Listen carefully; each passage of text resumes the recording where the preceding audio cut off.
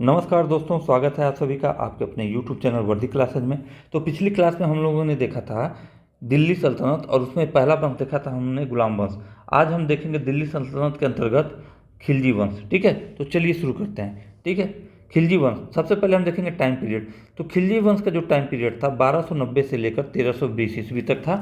ठीक है, अब यहाँ से हम शुरू करते हैं। जलालुद्दीन फिरोज खिलजी ने गुलाम वंश के अंतिम शासक को मारकर खिलजी वंश की स्थापना की थी। ठीक है, तो खिलजी वंश का संस्थापक कौन था? जलालुद्दीन खिलजी या जलालुद्दीन फिरोज खिलजी। अगर शासन इसका देखें तो 1290 ईस्वी से 1296 ईस्वी तक। खिलजी वंश की स्थापना खिलजी क्रांति के नाम से प्रसिद्ध है। आगे हम देखेंगे यहाँ पे कैकू कैकूबाद द्वारा, ठीक है, कैकूबाद द्वारा बनवाए गए किलोखरी महल में जलालुद्दीन खिलजी का राज्याभिषेक हुआ था। ठीक है, दक्षिण जो एक कैकूबाद है यह आपका क्या था? गुलाम वंश का शासक था।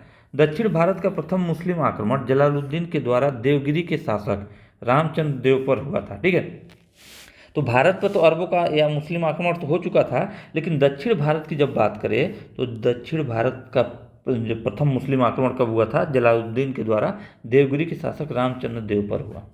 इस आक्रमण का नेतृत्व अलाउद्दीन खिलजी ने किया था। अलाउद्दीन खिलजी कौन था? जलालुद्दीन खिलजी का भतीजा था। आगे हम देखेंगे जलालुद्दीन ने भारतीय हिंदू समाज के प्रति उदार दृष्टिकोण अपनाया। जो जलालुद्दीन खिलजी था, खिलजी वंश का संस्थापक, यह भारतीय हिंदू समाज के प्रति एक उदार दृष्टिकोण को अपनाया था। जलालुद्दीन खिलजी की हत्या इसके भतीजे एवं दामाद अलाउद्दीन खिलजी ने अपने भाई अलमास बेग की सहायता से 1296 ईस्वी में कहाँ? कड़ा मानिकपुर जो इलाहाबाद के निकट है में कर दी थी। ठीक है, अब आजा जब हत्या हो गया चाचा का, अब आता है शासक अलाउद्दीन खिलजी जो कि उसका दामाद भी था। 1296 ईस्वी से 1316 ईस्वी तक अलाउद्दीन खिलजी के बचपन का नाम था अली गुरसाफ्ट। इसका साम्राज्य अफगानिस्तान से लेकर उत्तर मध्य भारत तक फैला था। यह माना जाता है कि अलाउद्दीन चित्तौड़ की रानी पद्मिनी की सुंदरता पर मोहित था। इसका वर्णन मलिक मोहम्मद जायसी की रचना पद्मावत में मिलती है। ठीक है, इसको इंपॉर्टेंट करिएगा। पद्मावत किसकी रचना है? मलिक मोहम्मद जायसी की। आगे हम देखेंगे यह एक साम्राज्यवादी शासक था। इसने सिकंदर द्वितीय की उपाधि धारण की थी। अलाउद्दीन खिलजी द्वारा जजिया कर जो गैर मुस्लिम से लिया जाता था, जकात कर जो कि धार्मिक कर था, संपत्ति का 40वां हिस्सा एवं आवास और चराई कर भी लिया जाता था। ठीक है, तो अलाउद्दीन खिलजी कौन कौन सा कर लगाया था? जजिया कर भी लगा लेता था, जकात भी लेता था, चराई कर भी लेता था, घराई कर भी। चराई कर क्या? पशुओं के चारा पे, ठीक है, लगने वाला कर था। और आवास कर इसको घराई कर बोलते थे, यानी घरों पे लगने वाला कर था। ठीक है, अलाउद्दीन के शासनकाल में उत्तर पूर्व से मंगोल आक्रमण हुआ था। क्लियर? अब यहाँ पे हम देखेंगे इंपॉर्टेंट क्या है इसका। इंपॉर्टेंट यह है कि अलाउद्दीन ने बाजार नियंत्रण प्रणाली के लिए दीवाने रियासत नामक अधिकारी नियुक्त किया था। तो बाजार नियंत्रण प्रणाली जो कभी कभी आपके लेखपाल के भी एग्जाम में पूछता है, ठीक है, ग्रामीण परिवेश के अंतर्गत बाजार नियंत्रण प्रणाली की। ठीक है, अगर हम यूँ देखें कि सबसे पहले किसने शुरू किया था, तो वह शुरू किया था अलाउद्दीन खिलजी ने। इस चीज़ को ध्यान में रखिएगा।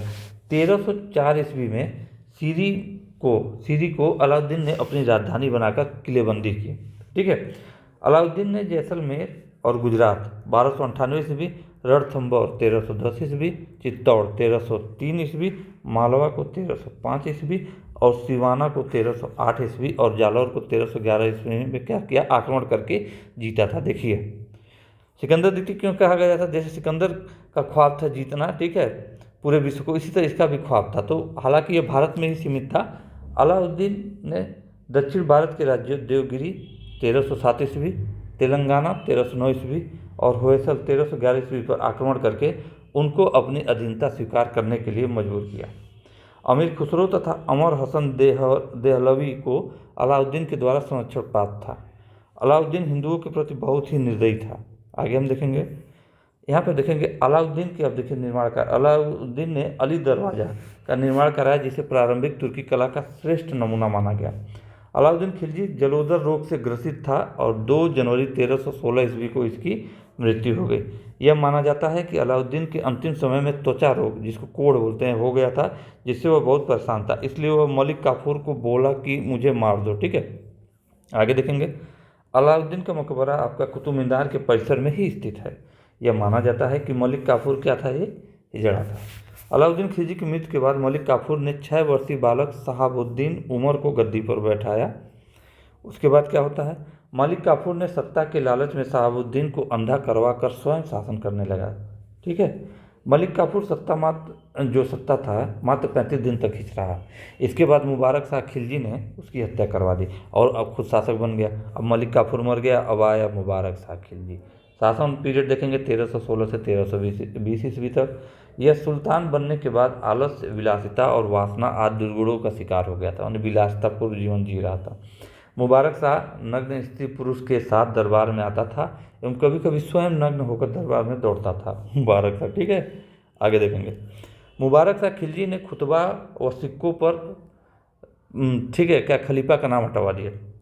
क्या किया मुबारक शाह खिलजी ने खुतबा व सिक्कों पर से खलीफा का नाम हटा दिया एवं स्वयं को खलीफा घोषित किया।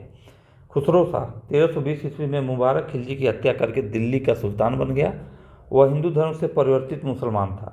इसने पैगंबर के सेनापति की उपाधि धारण की थी। किसने? खुसरो शाह ने।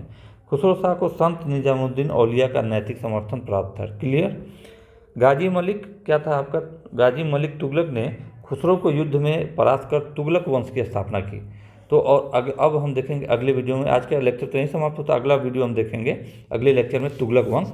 तो आशा करता हूँ वीडियो आप लोगों को बहुत अच्छी लगी होगी। फिर मिलेंगे अगले वीडियो में, तब तक के लिए जय हिंद, जय भारत।